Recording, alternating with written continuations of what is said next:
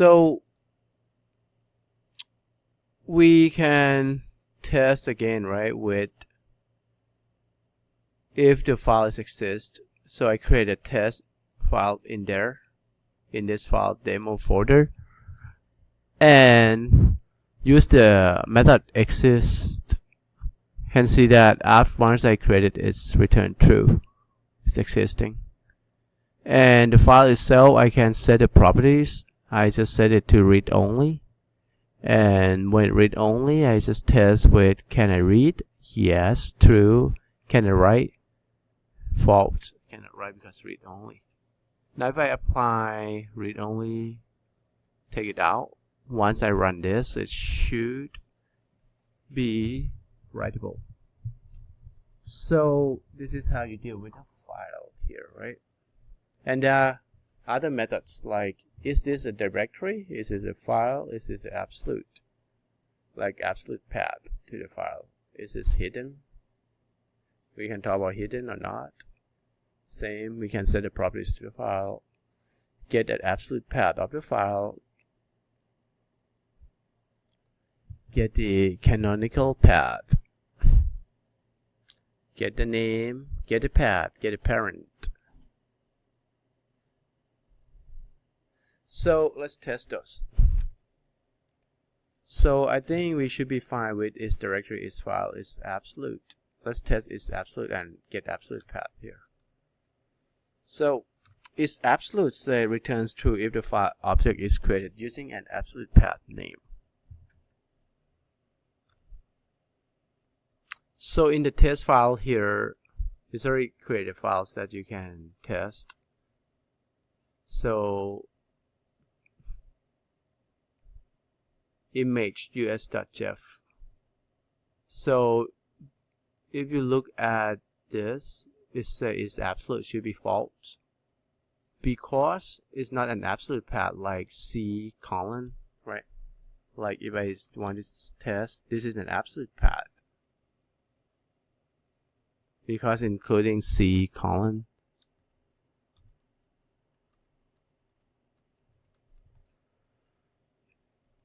Should be true here, right? Because this is an absolute, so that means absolute path. But this one, when we create it, this is not an absolute path, not including C colon and the directory, so that's why it's false. And if you want to get the absolute, just return absolute including C colon back. Okay, and canonical path. So get name, get the path, and last modified path separator, name separator. So those are the methods that you can use with the file. So why we need to learn file? Because when you want to read and write text, you have to deal with the file. So now we understand what's file object, right?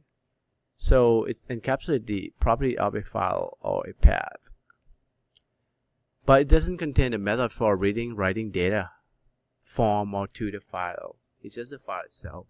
Just retain the property of the files.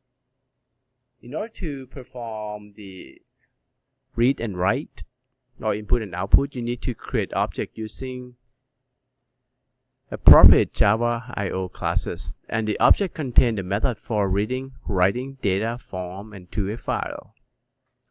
So we will look at how to read and write string and numbers from and to text file. And you pretty much know it already using scanner. We can use scanner and print writer classes to do that. Scanner just read in. We already use scanner to read in from keyboard. Now we can just, when you do constructors, instead of system.in in the argument of the constructor, we can just do the file. Then it's going to read from the file instead and specify this file object. And then you can use the same method to read, like integer next int, string next, or next line. So for writing, we know that when we're writing to the console, we use system.out. We, instead of using system.out, we want to write to the file, then we deal with print writer. So print writer is just like system.out, but not out to the console, but out to the file instead. So introducing two new classes here. But you have to specify the file to write to. So let's look at an example. So first, UML of print writer, you have to specify the file name that you want to write to. And then you can just do print or print. Like this print already overloaded, taking any type of primitive types here and erase char. And also we have println, just like system.out.print or system.out.println, and printf for the format. An example.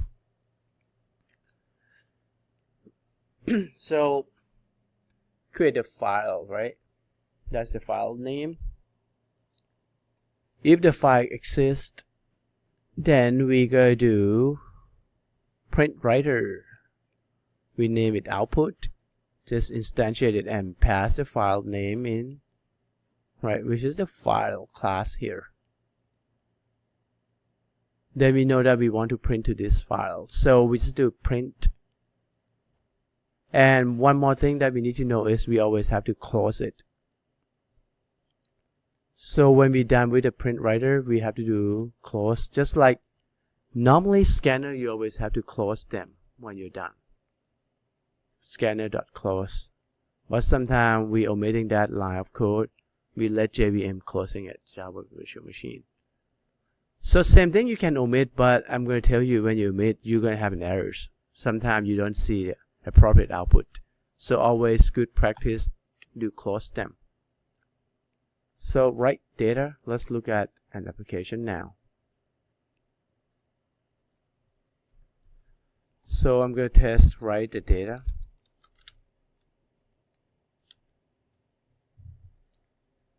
And we're going to write this data to pretty much just scores.txt. You can provide a definite path. If we want, then this is the absolute path. Then it's going to write to that location. If you don't provide it, it's going to pretty much write into the same folder where you're going to see the files showing up here. Okay. So let me try with the absolute path. Alright, so if the file is not existing, it's going to create a file from there. Right, we check file exists. We already know the method there. Alright, so it's done. So once it's done, it's create a file and write those information to the file. So we're going to jump into the location. Score is just created because of that program. We're going to open it up to check the contents. There you go. John Smith 90, Eric Jones 85 has been written to the file, which just use print writer. And the method is the same like system.out. Now, programmers often forget to close the files. JDK7 provides, like I told you, right, the following new type with resources syntax that automatically closes the files for you.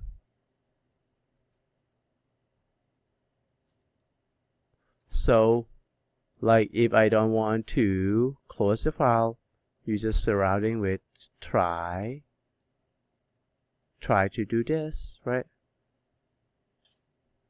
Let's create a file, right?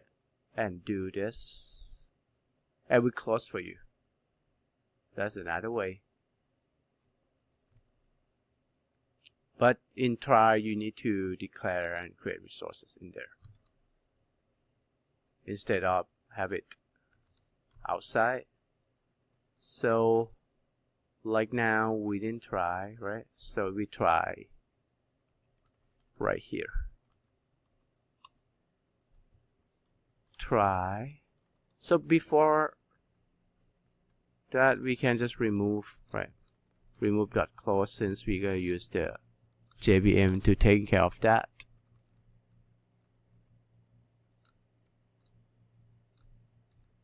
And then we no longer need this. Now let's see if we want to create another contents. Emily.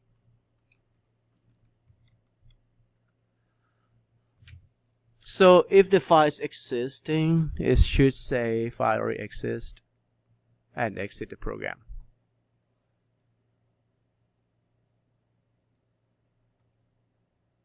Which, if you look at the folder, it already exists, so exit the program. And the file is not updated because we just exit. Right. So now what happens if I don't check that?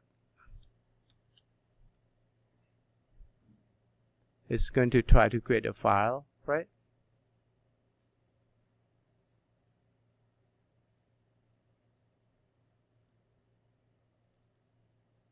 And it's just pretty much just replace the file with the new contents.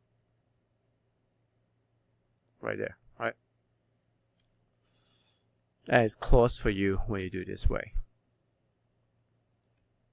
Try with resources.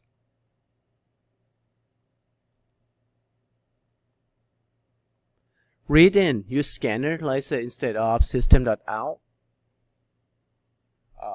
Instead of system.in as the parameters that you normally use, we can just specify the file name. And the rest of the method is the same. So let's look at read data. Right, so use the file instead of system.in, create a file. And then input has next, keep reading in. Right, so next is pretty much just separate by the white space, like the name, like Emily here will be reading in, right, middle name and last name and the scores, and then print the output and then close them after you're done. So let's test that. So we're going to do the same here with our files that we just created. We're going to read it back once we wrote it with print writer. We're going to read this, we call read data. So the file is going to be read data, the Java class name. Now we have to specify the definite path, right, or the absolute path here. Then we know that we read the scores of txt from the one that I just created earlier. Once it's read in, it's going to print out the output of each item because it's loop using has next. When it's has next, that means it's not end of the line of the text. It's going to read it back in and display out. So that's how we store data and be able to retrieve it back to the program. And the most important thing about this concept is your program, once you close, you can just write the data to the files. You never lost your data. When you open the program again, you can rerun it and pull the data back. You don't have to provide input again.